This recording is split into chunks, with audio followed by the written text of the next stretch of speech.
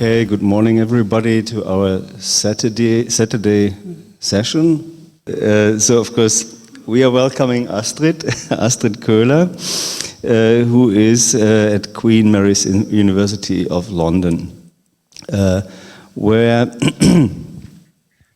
she is a professor of German literature and comparative cultural studies.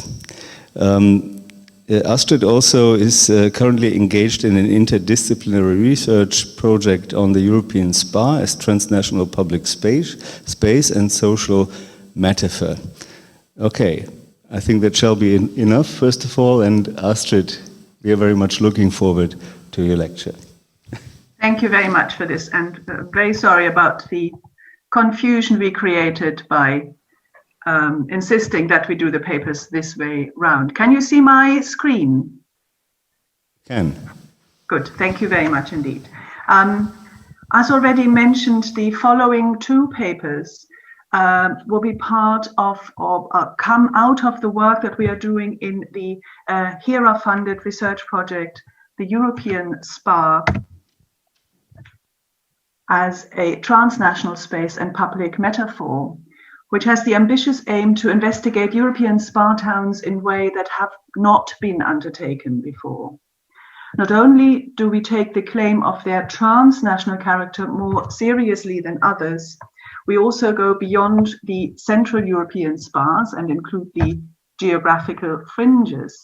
Moreover, we seek to work against the romanticizing amnesia that tends to focus on the heyday of the spas in the early 19th century and prefers not to dwell on the more ugly things that happened there in parts of the 20th. As befits the title and theme of this conference, we will be presenting two actually quite rare examples of explicitly biopolitical spa literature. And as already mentioned, I will give a more historical example and Henrike a more contemporary one. But let me first take you on a very small detour. What is a spa?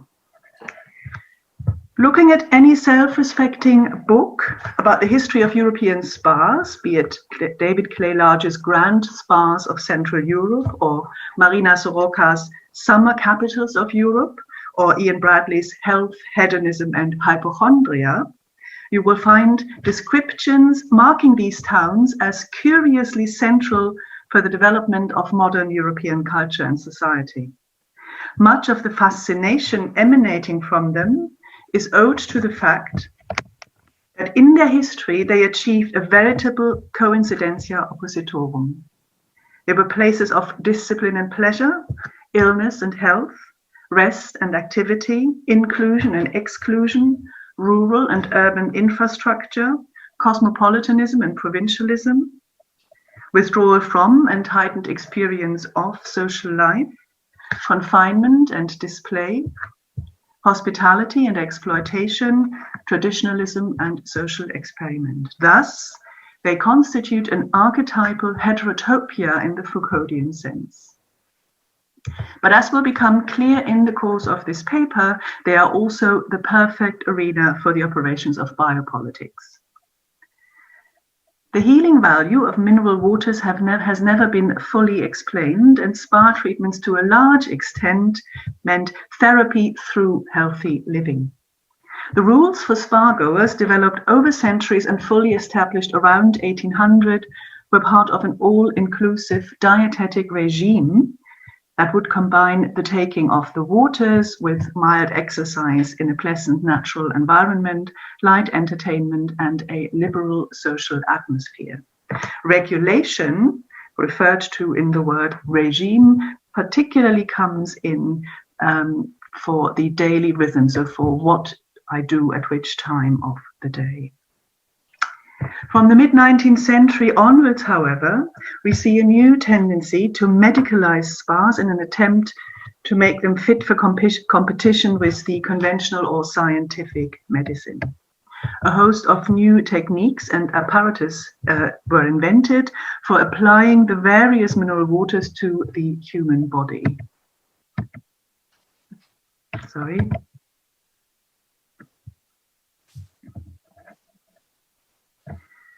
Apart from bath with changing temperatures, and jet showers with varying pressure. There were steam baths, inhalations, enemas, mud baths, massages, physical exercises, electrotherapy, and so on and so on and so forth. Hydrotherapy was enjoying its heyday.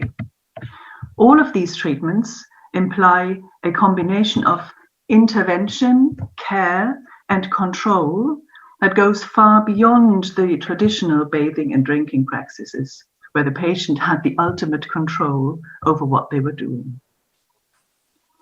Whilst mention of this new aspect of spa life can be found in some personal accounts, I have not detected any of this in the rich European spa fiction that appeared in the course of the 19th and well into the 20th century. There, spas are generally depicted as places of escape, of sexual adventure, of gambling, and of course of money-making on the part of the proprietors.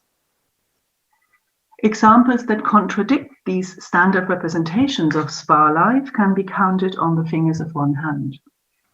For me, the two exceptions that stand out are Henrik Ibsen's play The Enemy of the People of 1882, which discusses the relationship between political convenience and scientific integrity in a spa, and Aaron Appelfeld's novel Badenheim 1939, which was published in 1978, in which an unexceptional spa regime gradually and inconspicuously turns the heterotopia spa into a transit camp for the gas chambers.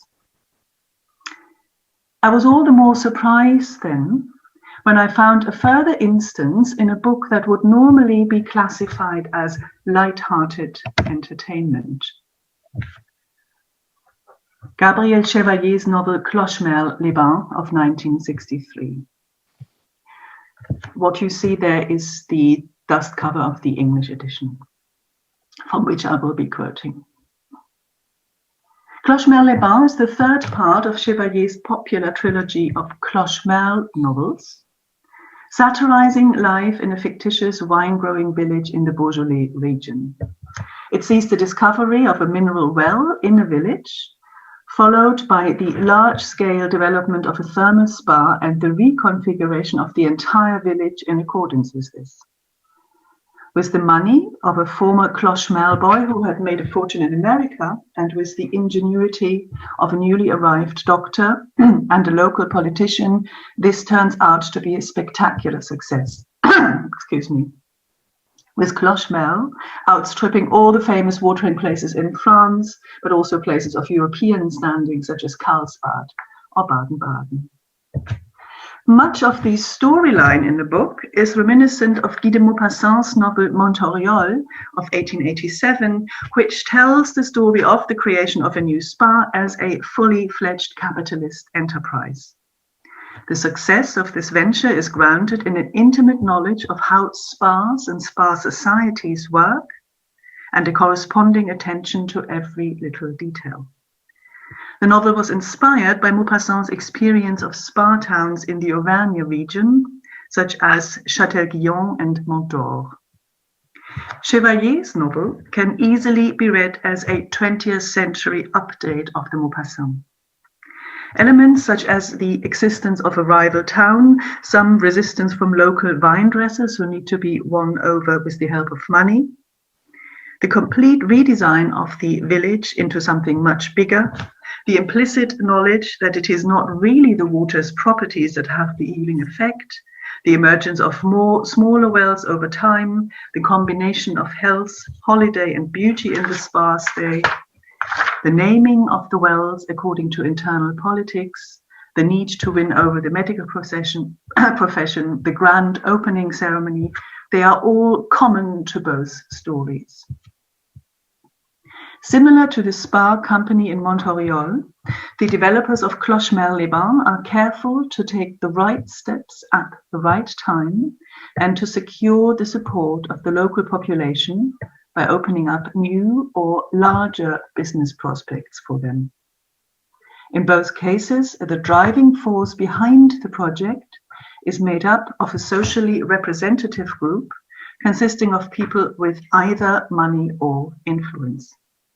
Parallels with Montreal can also be found in the careful choreography of public events, the eventual emergence of more springs, the naming of these springs and the spa as a whole, the use of advertising, the use of speaking names, marriage of convenience, to name but the most obvious. In general, the pattern of copying and outdoing Montreal is hard to miss. A small but significant deviation from Maupassant is the change of the mover and shaker within this group, from the banker, Monsieur Andermatt in Maupassant, to the doctor. Chevallier introduces the young Dr. Leo Suffolk, and I quote, chock-a-block with ambition, eloquence, statistics, and projects, end of quote. Suffolk does not shy away from anything when it comes to reaching his goals, and his physical and mental likeness to Napoleon may well not be accidental. It is this seemingly small variation that leads us to the very point where Clochemerle-les-Bains does not just exceed Montreal, but enters new territory, the field of biopolitics. It all starts relatively inconspicuously with Dr. Suffolk's high ambitions. I quote, and you see it on the PowerPoint, his intention was to turn Clochemerle into a watering place which would outclass all the existing ones, to put it at the head of all the hydrothermal establishments in France, he himself being at the head of this star establishment. End of quote. But whilst he agrees with all colleagues drawn into the project that medical and commercial success must go in hand, his plans exceed theirs by far, and that he demands, and you can read it on the PowerPoint, good health must be imposable. It was with cold fury that he contemplated the rustic glots all around him, who did nothing but booze, guzzle, and bellow, and considered him, a doctor, useless, laughing in his face. That is why he was preparing the advent of an inquisitorial medical era, end of quote. For the prospective spa guests, and I quote again, Dr. Suffolk was busy preparing a mass of files and card index systems with a view to keeping a record of all the future visitors. This method of classification was to enable him to identify any patient in a matter of minutes by revealing his personal particulars from the medical point of view: age, profession, home address, nature of ailment, name of doctor, the hotel where he would be staying and its category, first, second, or third class, each of these classes having its own treatment fees.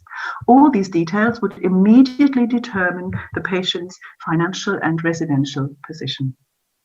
End of quote. But Suffolk also thinks beyond the realm of the actual spa and in terms of the entire population. And he is, and I quote again, not afraid of preaching the necessity of a medical sheet for every individual to be appended to all his or her identity documents, driving license, insurance certificate, national service card, trade union card, etc., etc. In short, that inseparable file which the free man of our day must produce when summoned by the various branches of the police, who keep a watching brief over him, end of quote.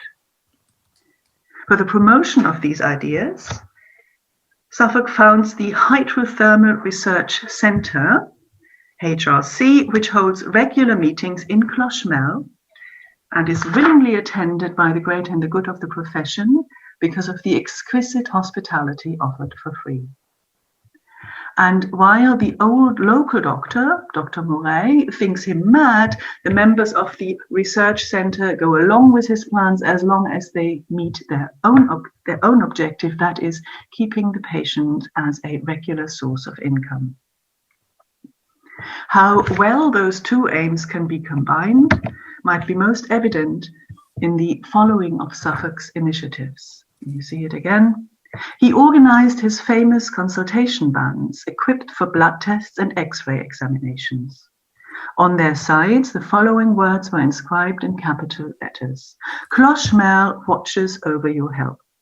And on the door of each van, free consultations, no entrance fee.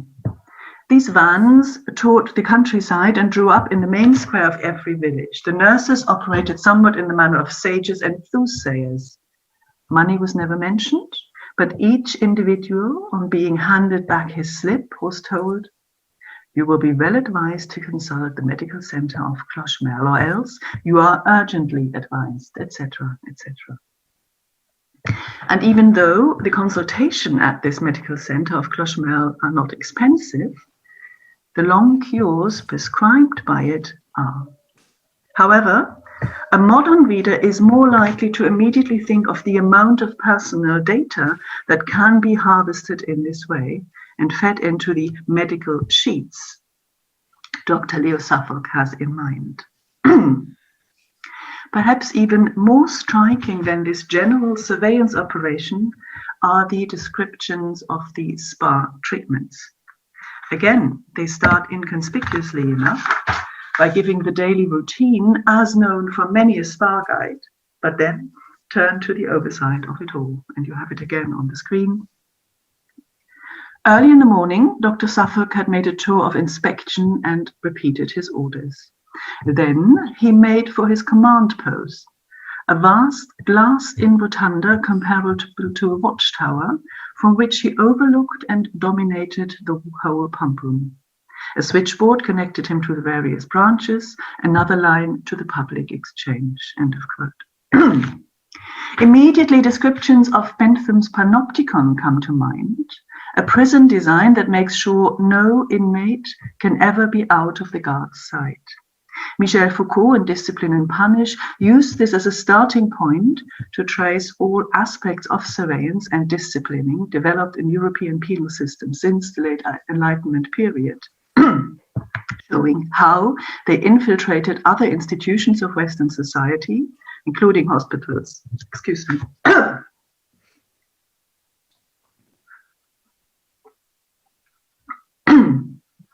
And how they were eventually internalized and normalized by their members. The totalitarian regimes of the 20th century then did not have to invent their mechanisms of surveillance and punishment. These were already in place.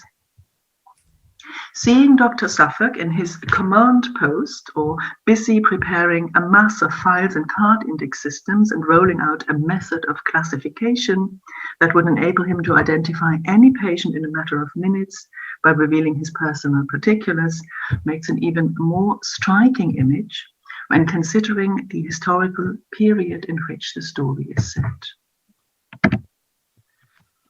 You see it again on the screen.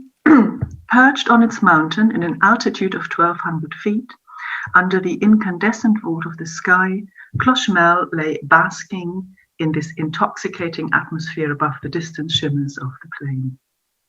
The vine dressers began to look forward to a glorious vintage year, a year to be remembered in the annals of the noble wine, a product free from all impurities and adulteration. Such was the aspect of the little township in the spring of 1937. Oh, sorry, I showed you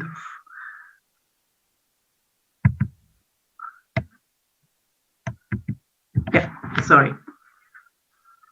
So we are approaching war, a danger that is present all the way through, yet perfectly repressed, or rather not taken to be a serious threat by anyone.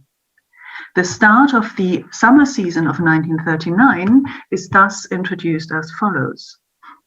The visitors who were already looked upon as regulars were delighted to meet one another again and discuss their healths. How have you been keeping this year? Not so bad on the whole. Did your last cure do you good? A great deal of good. And to prove it, I'm back again. What about you?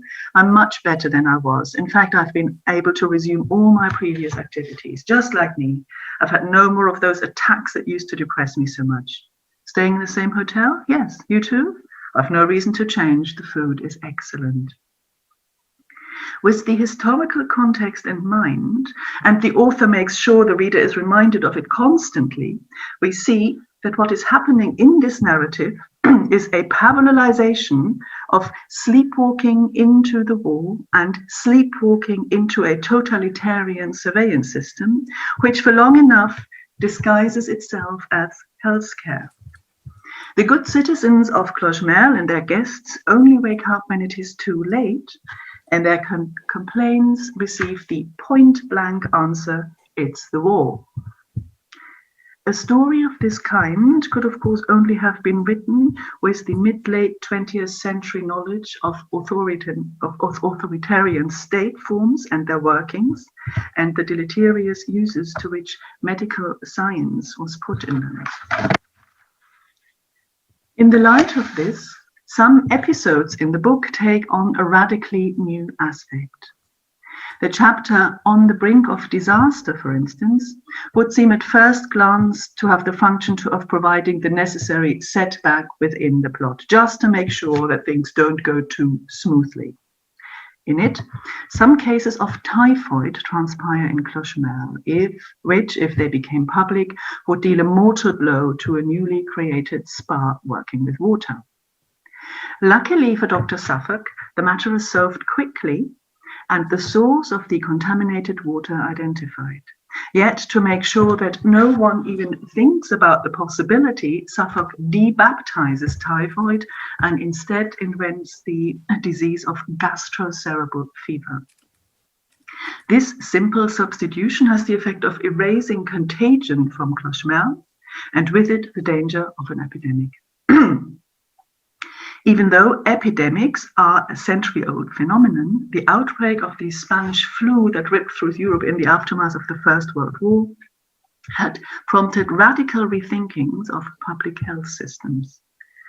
But there's also an interesting discursive aspect surfacing here, showing the defining power of language use. The word typhoid doesn't exist in Clochemerle, the disease doesn't either.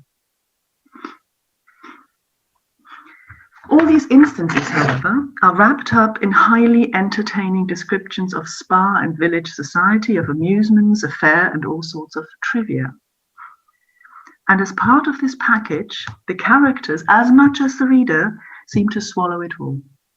The blatant sexism and nationalism, the unmasking of medical care as inhumane capitalist exploitation, the control ideas of one little man that are allowed to lead to the installation of a system of comprehensive surveillance of each person from birth to death, and of complete transparency of the subject vis-à-vis the state authorities.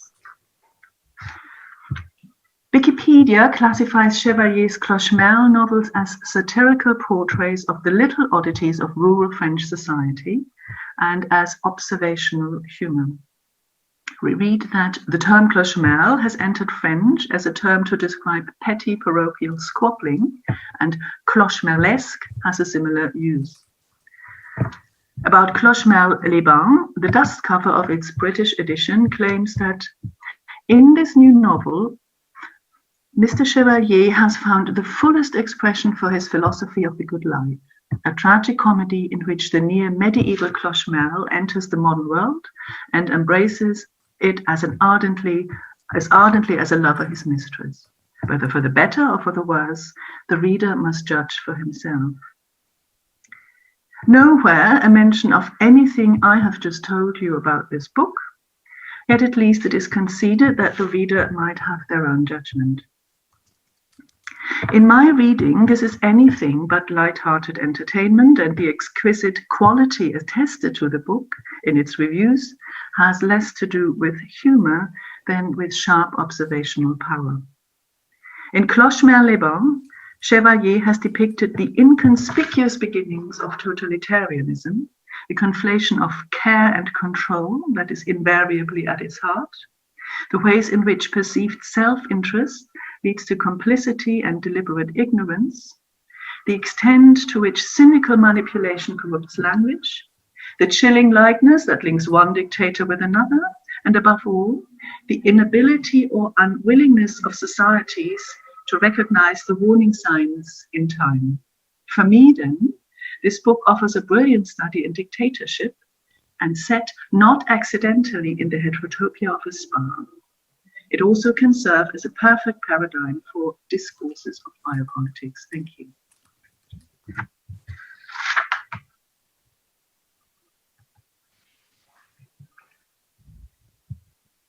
Thank you very much, Astrid, for drawing our attention to this novel. I personally didn't know at all before. So I'm quite sure that there would be questions for now. Yes, please.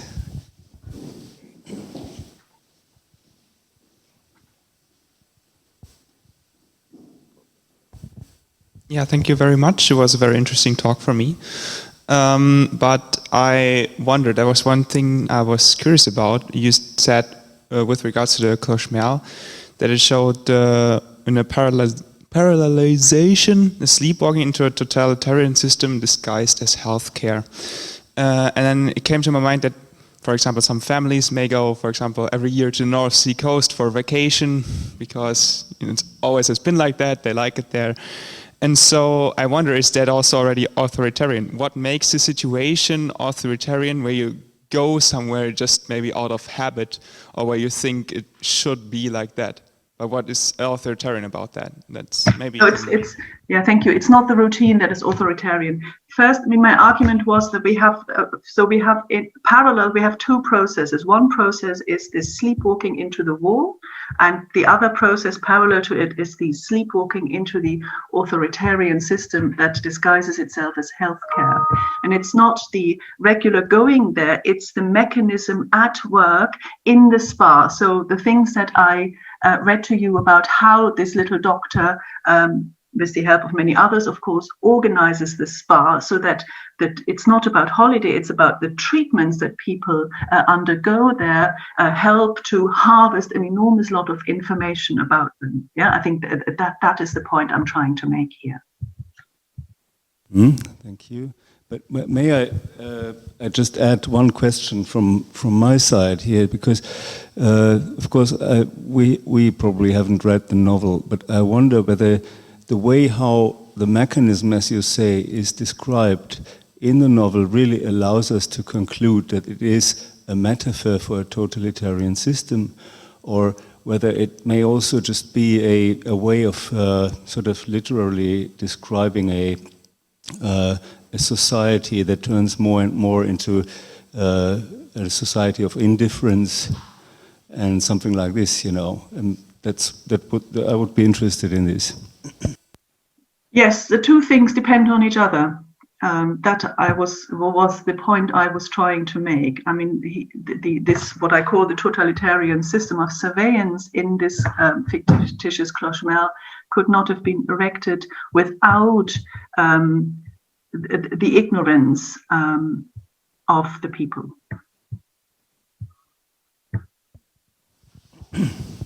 There's another question.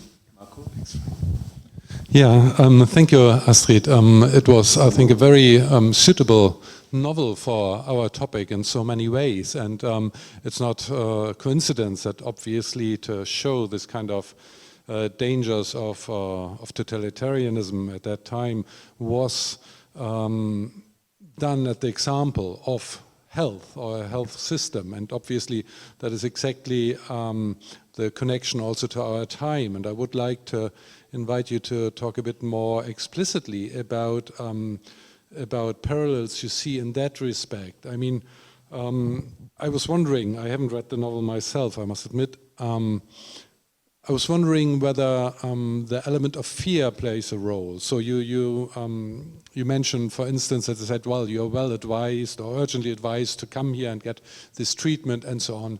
And then you also said that, well, so first of all, the one element of the question, so does fear play a role here in order to get people to be part of this system? And then I find it also very important and interesting that you mentioned at the end that it's actually all a system of surveillance, of getting information about the people. So that obviously is also one of the big parallels to what comes with what we're experiencing now. So I would like to have more explicit commentary on that. Yeah, please. Yeah. I kind of very consciously did not want to conflate this piece of fiction that I was talking about and the current situation. But of course, I mean, parallels can be seen. I think what's important about this novel, and probably also why some of the questions that came just did come, is that it's really so much wrapped up, yes, in this light-hearted, humorous way. You know, it's just a little mistakes that people make, and it's just their little meannesses and so on and so forth. And where is the problem here? And that is exactly the point I was trying to make, that things work underneath, yes, and that you can ignore them for a long time. Chevallier doesn't go as far as to say that fear is in kind of induced into the people in these consultations. Yes, he just leaves it exactly with these sentences that I gave you. Yes, it's up to me then, yes, to work with them. I think that he is very careful not to go any further with that. I mean, what struck me most when we're reading is indeed, and I tried to mention this, how much the use of language determines our thinking. Yes, and this is really something that we see in the current pandemic. How much terms that are being introduced are swallowed up without questioning and reused. I mean, the first one that struck me right at the beginning of the pandemic was social distancing. What do they mean by social distancing? What's being imposed on us is, to start with, a physical distancing. Social distancing, yes, then sort of comes in underneath. Yes, what we are experiencing now, what we have experienced over the last 12 to 18 months is indeed, yes, the progressive social distancing that happened between us. Yes, and it's all been swallowed up very easily, and everyone used this term, and nobody seems to have questioned it and wondered what's going on here, what is being imposed. Yeah? Also, of course, the use of certain indications. Yeah. So which figures do we use? Which indications are the most telling ones? And again, yeah, we have beautiful examples here in Clochemerle, but yeah, it's as you make it up as you go along, or rather as it befits your aims. Before the answer, Astrid, there is one more question I see. Tim, for you. Good morning.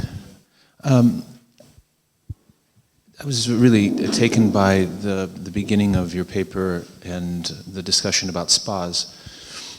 And I'm just wondering, it's just a historical question, is when do you sort of see the kind of medicalization that you're talking about of spas? I just discovered recently that, I guess I sort of knew this, that Nietzsche was would go to spas all the time. Yet one doesn't sort of speak of Nietzsche being medicalized.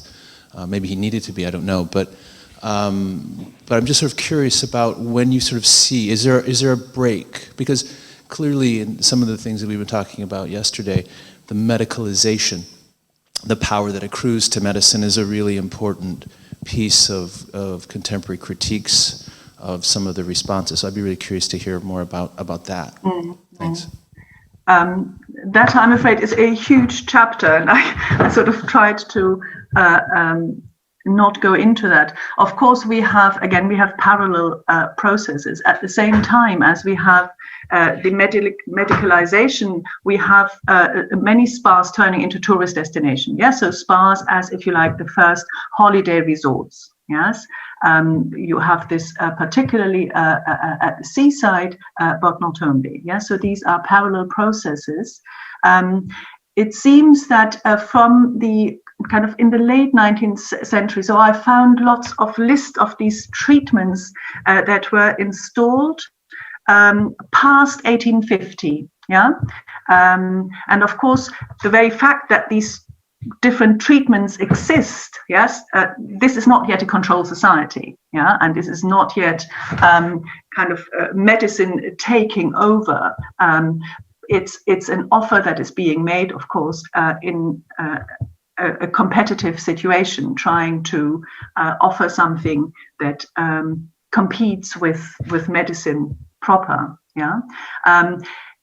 If you look into the late 19th century and around the 20th century, you see then a sort of a differentiation between the spa as the holiday resort and the, well, spa/sanatorium as the place where kind of all the kind of the medical treatment, the medical power will take place. Yeah. But as I said, it's a very long chapter, I'm afraid. This is why I cut this out of my paper here. Yeah, thank you, Astrid, very much. I think that was a great lecture and was a very interesting discussion. Thanks again, and I think looking at the clock, now time to proceed to our second lecture in the first session today.